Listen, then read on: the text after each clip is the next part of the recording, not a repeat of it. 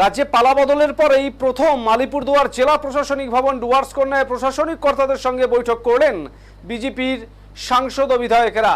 এদিন ডুয়ার্সকন্যার বৈঠকে উপস্থিত ছিলেন আলিপুরদুয়ারের সাংসদ মনোজ টিগ্গা, কুমারগ্রামের বিধায়ক মনোজ কুমার ওরাও, মাদারিহাটের বিধায়ক লক্ষণ লিম্বু, আলিপুরদুয়ারের বিধায়ক পরিতোষ দাস ও কালচিনির বিধায়ক বিশাল লামা। এদিন আলিপুরদুয়ার জেলাশাসক সহ জেলা প্রশাসনের বিভিন্ন দপ্তরের আধিকারিকদের সঙ্গে এই বৈঠক আয়োজিত হয়। বৈঠকে এলাকার নানান উন্নয়ন ও দুর্নীতি নিয়ে আলোচনা চলে।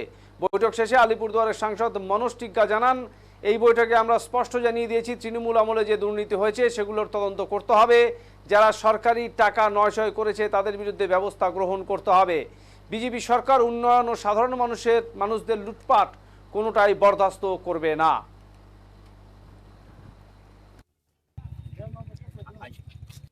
2 বছর বেশি আপনি এমপি হয়েছেন, এই প্রথম জেলা শাসকের সঙ্গে আপনি বৈঠক করলেন, অনুভূতিটা কেমন? দেখুন, আমি প্রথমবার 2016 সালে বিধায়ক হয়েছিলাম। সে সময় প্রথমবার যখন দেবী প্রসাদ করলাম ছিলেন তখন এই প্রশাসনিক বৈঠকে সুযোগ পেয়েছিলাম। তারপরে এই 9 বছর পরে, দীর্ঘ 9 বছর পরে আমরা প্রশাসনের সাথে বলার সুযোগ পেয়েছি।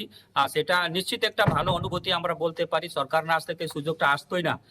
তো পশ্চিমবঙ্গের জনগণকে আমরা আন্তরিক হৃদয় থেকে ধন্যবাদ দিতে চাই যে ওনাদের আশীর্বাদে আজকে আমাদের সম্মানের বিধায়করা আমরা প্রশাসনের সাথে সরাসরি বসে নিজের মনের কথা এবং সাধারণ মানুষের কথা বলতে পেরে নিশ্চিতভাবে সকলেই খুশি আছে।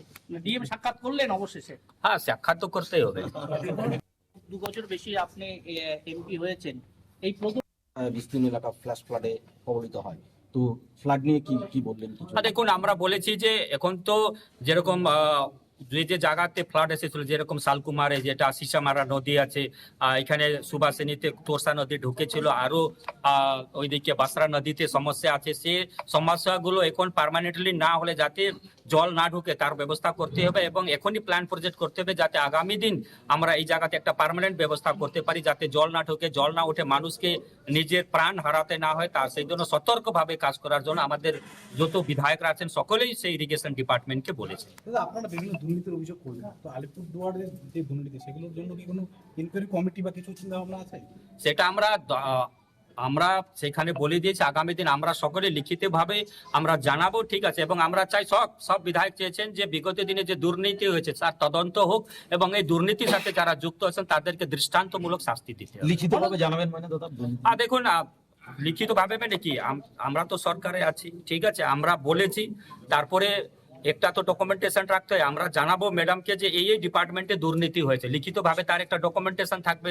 সেটা জেলা পরিষদে দুর্নীতি হয়েছে, পঞ্চায়েতে দুর্নীতি হয়েছে, পঞ্চায়েত সমিতিতে দুর্নীতি হয়েছে, শিক্ষা দপ্তরে কোথায় দুর্নীতি হয়েছে সেটা আমরা নিশ্চিতভাবে ডিএম ম্যাডামের দৃষ্টিতে আনবো, গোচরে আনবো এবং সেই সাপেক্ষে আপনার ইনকোয়ারি হবে। যারা এর সাথে যুক্ত আছেন, যারা দুর্নীতি করেছে, পাবলিকের টাকা নয়ছয় করেছে, গভর্নমেন্টের টাকা নয়ছয় করেছেন, কাজ না করে টাকা তুলে নিয়েছে, তাদের বিরুদ্ধে ব্যবস্থা নিতে হবে। ফরেস্টের আধিকারিকরাও ছিল, ফরেস্ট নিয়ে কি আলোচনা? দেখুন, ফরেস্টে আমরা আলোচনা করেছি যে যেটা মানুষ এবং বন্য জীবজন্তুর মধ্যে যে সংঘর্ষ হয় সেটা আগামী দিন এটা সেফ করিডোর তৈরি করে দিয়ে যাতে এটা কম হয় এবং মানুষ যেটা ক্ষতিপূরণ সেটা সময় মতন পায় এবং তার বদলির যে করা হয়েছে সেটা যাতে আগামী দিন ঠিকঠাক হয়। এখন অনেক পেন্ডিং আছে, সেইগুলো যাতে ঠিকঠাক আগামী দিন সরকার পলিসি ঠিক করবে, কি ধরনের কি হবে আগামী দিনের পলিসি, কি হবে আমাদের সরকারের কি পলিসি ঠিক হবে, সে অনুযায়ী আগামী দিন কাজ হবে। অনুজা, লাস্ট প্রশ্ন।